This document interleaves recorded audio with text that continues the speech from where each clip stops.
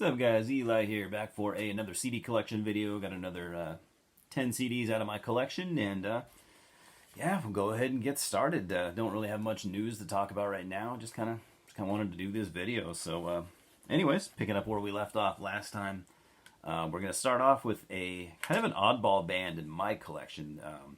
Just because it's an album that comes way late in their discography. I don't have any of their early stuff. In fact, this is the only thing I own from them. It's just a very weird, random thing. But anyways, we're talking about Holy Moses. German thrash metal band, formed in 1980. So when you think about it, formed in 1980 in the thrash metal realm, I mean, that kind of makes them sort of one of the pioneers.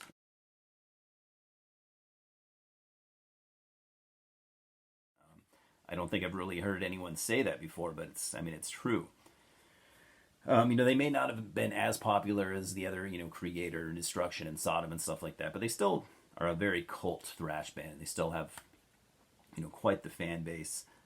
So despite all that, I don't have any of their classic stuff. I wouldn't mind picking it up, but what I do have is this 2005. This is their 9th full-length album. Anyways, yeah, so the album is called Strength, Power, Will, Passion. This came out on the infamous Crash Music back when they were a thing. And, I've had this album a long time. I really haven't spent much time with it.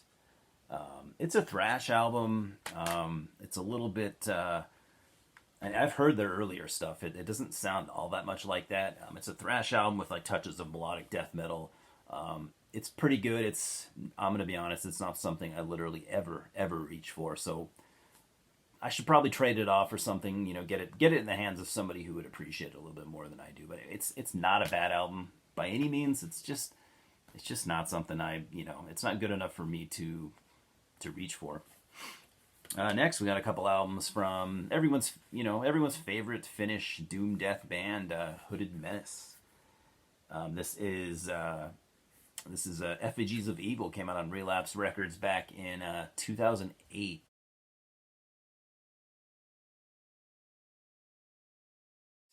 No, this came out in 2012.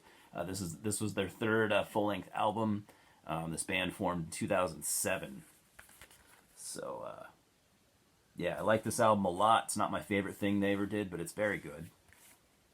It's kind of one of those... I like when they do digipacks with this material, this type of cardboard. This what do you call it? It's not glossy. It's like more rough, kind of textured cardboard, I guess. Yeah, probably my favorite album from Hooded Menace. Even though I really like their first album and I don't own it, but probably my favorite album would be their this is their 5th album from 2018, Ossuarium Silhouettes Unhallowed. This is kind of when they had a lineup change.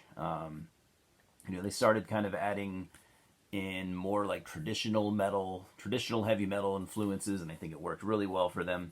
I think on their album from last year, they would do that even more. They would even push for those heavy metal influences even a little bit more than this. However, I think this is a better album. I really liked their album from last year, but I think this one was better. So.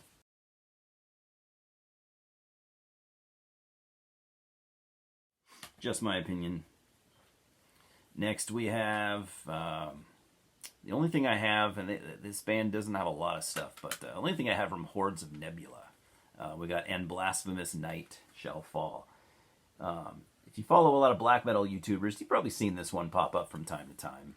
This came out on Abyss Records back in, this came out back in 2008. So it's kind of confusing because they had a full-length album of the same title. So this is considered a compilation, but what it has, it's got the full, and Blasphemous Night Shall Fall album, and then it's got some demo tracks tacked onto it. So it is considered a compilation. I'm not sure why it's not just considered a reissue of the debut album with demo tracks thrown on as a bonus, but it's considered a compilation for whatever reason.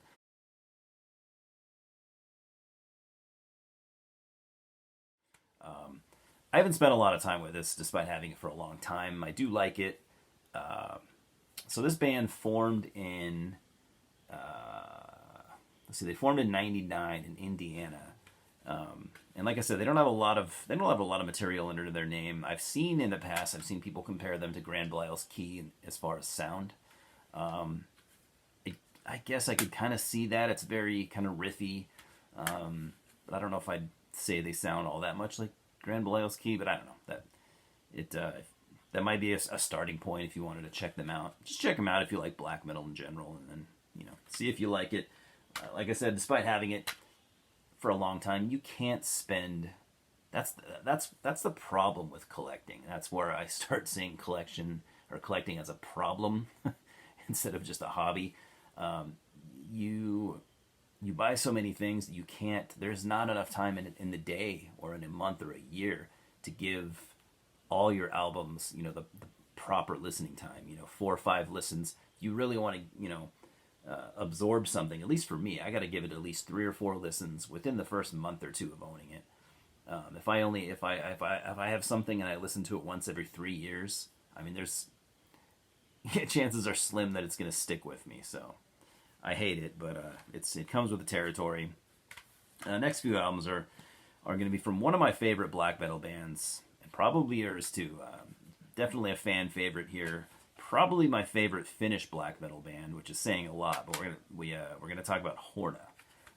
So starting off with this is their I can't remember. This is kind of like the middle of their discography. This came out in 2006.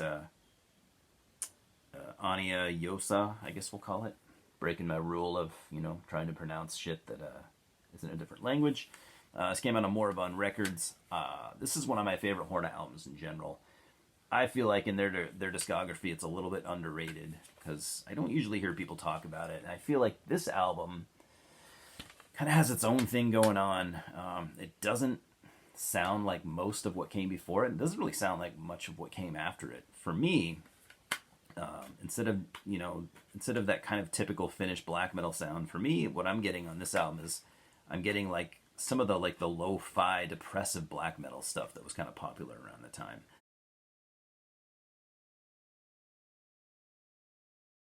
Not saying they were jumping on any bandwagons or whatever. Maybe they were, maybe they weren't, but that's what I'm getting from it, and I like that kind of black metal. And why I say that is because, I mean, this is a very raw production. It's very minimalistic. It's got, like, the drumming. The drumming is just so simple. Just simple drumming with simple song structures.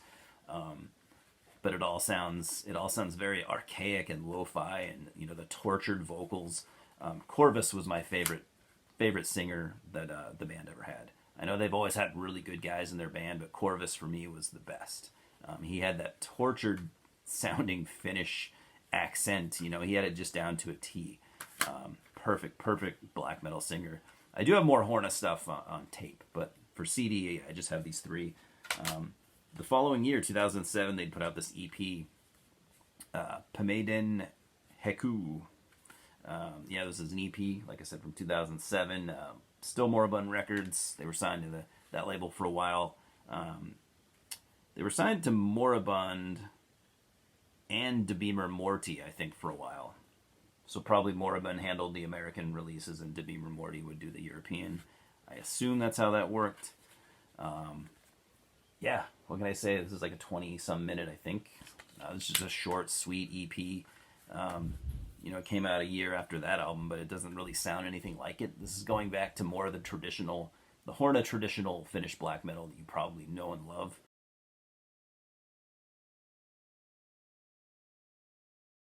This kind of goes right back to that, and it's very good.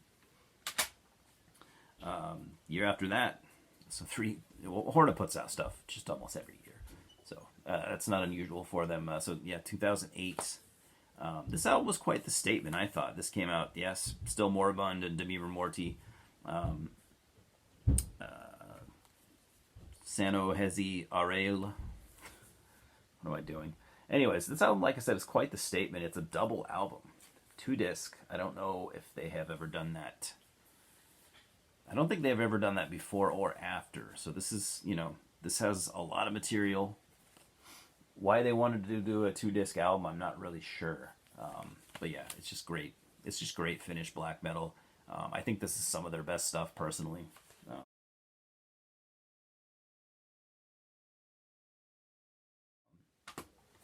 Like I said, this one is my favorite thing they've ever done, but this is close. Next we have this is the only album I ever really felt the need to buy from this band, and even still, I like it. I'm not a huge fan. I kind of just bought it just to. I'm not really sure. I just kind of wanted to try it out, I guess you could say. This band had a lot of hype for a good amount of years. We're talking about the U.S.'s Horrendous. This was their fourth album. So Horrendous, they're from the U.S. I can't remember what state, but anyway, they formed in 2009 in Pennsylvania. Yeah, they formed in 2009, and they started off, as one of the many, death metal bands just playing the archaic, old school death metal OSDM. They were definitely doing that, but they were a band that would change. They would change every time they put out an album. They would change, which was kind of cool. Although the only problem that I had with this band is most of the albums that they put out, yes, they were good, but they just didn't really do much for me. Their first album was pretty cool, just straight ahead old style death metal. But then they would become more progressive as they would go. Their second album was kind of a bridge in between old style death metal and more progressive. I thought it was okay, but it didn't do a lot for me. Their third album, they were kind of almost firmly footed in the progressive death metal. That album did absolutely nothing for me. But when this one came out, still firmly footed in the progressive death metal, but they really got it down. So this one is them doing progressive death metal right. This album is really good. You can hear moments of later era Death. You can hear some Cynic on here, early Cynic. You can hear a little bit of Atheist. If you like that stuff, I think this is a really good album. It's called Idol, by the way. It came out on Season of Mist Records back in 2018.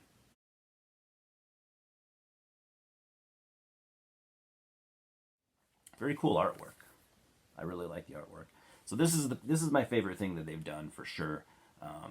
It's really good, and for being like a progressive death metal album, it doesn't overstay its welcome. I can't remember for sure, but I want to say this album is like maybe at the most 40 minutes. So it's not a 70-minute album that's impossible to digest. It's just done well. Next we have one of the best thrash metal bands to ever come out of England. I know England's not really known for, let's be honest, beyond the 80s, beyond the new wave of British heavy metal stuff, England's not known for much beyond that. I hate to say it. Thrash was happening all around the world, and you would think a country like England would produce more thrash metal bands and better ones, and they had a handful of good ones, but just few and far between, I thought. So we're talking about Hydra Vein.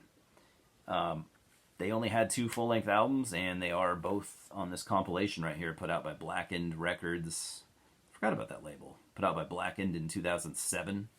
So what this has on it, like I said, they're 2 full-length albums, Rather Death and False of Faith.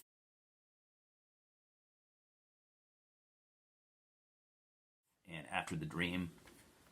Both really good. Most people go for Rather Death by far, but I think After the Dream, I've heard a lot of people say that album is not very good, but I think it's fine. I think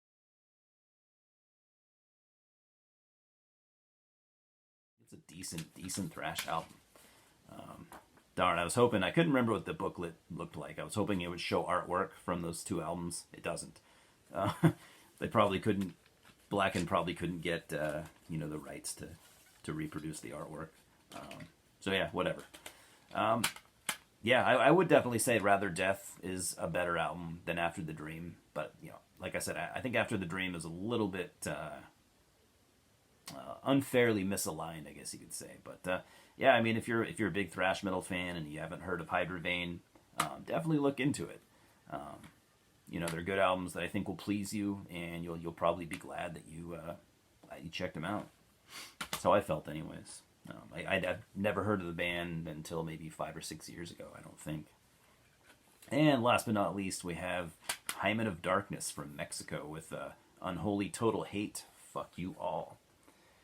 And yeah, you could if you were to make a guess on what you're getting just by that cover art, yes, this very much sounds like Darkthrone, and I'm old Darkthrone, and I'm okay with that.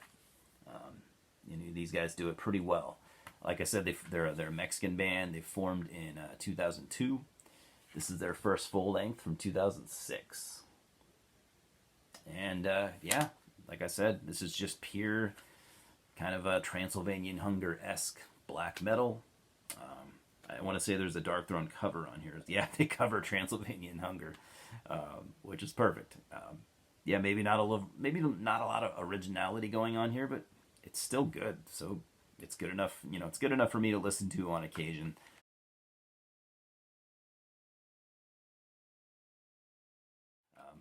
They're a good band. I've always said, with heavy metal, I've always said that originality is somewhat overrated. A lot of famous metal bands are proud of talking about how their music is heavily inspired by bands they love. I mean, look at Darkthrone themselves. Fenriz will dissect his songs and literally tell you which riff he basically took from what album. He'll dissect his songs. All right, there's a Motorhead riff. Here's a girl school drum beat. This part's Total Battery. This part's Celtic Frost. As long as you take your influences and put them through your own filter, I don't think any band sounds 100% like another band, unless they're actually trying to do that. But anyways, that's kind of a pointless rant, but that's kind of how I feel. Check out Hymen of Darkness if you can't get enough Darkthrone. You need more like that. You might like this. So I dig it. Anyways, that's all I got for now. My next couple videos, I think are going to be. I got another album review to wrap up. I've been working on this brutal death metal review for a while. A bit of a challenge because it's kind of a brutal technical death metal, and hopefully it turns out a little better than my last review. I reviewed that Last of Lucy album. That was a challenge. I might stop reviewing things that are kind of outside my wheelhouse because I feel like I can't do them justice if it's not something I'm fully into anyways. I don't know, but we'll see. I'm hoping it at least turns out all right. You guys dig it. And then I got a toy video coming up. Aside from the stuff I normally collect, I've kind of gotten back into. I don't think this is going to be a super regular thing for me, but I've kind of gotten back into collecting toys. You might have seen them on Instagram, and I think I've shown them a little bit in some of my past videos. I've been picking up shit like this, like these Aliens toys from Walmart.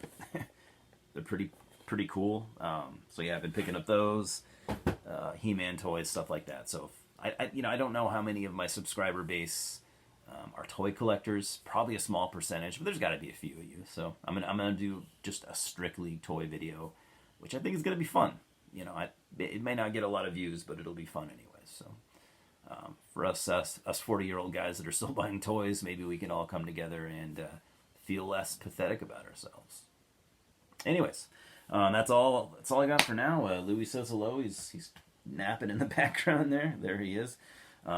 I've been working on rearranging my room, so I don't know. On the next video, I think, if not next week or whatever, I think it's gonna look different. So yeah, that's all I got, guys. Tell me how your week's going. Talk to me about any of the CDs I just showed. But most importantly, tell me about your cats and dogs. Anyways, we'll talk soon, guys. Cheers.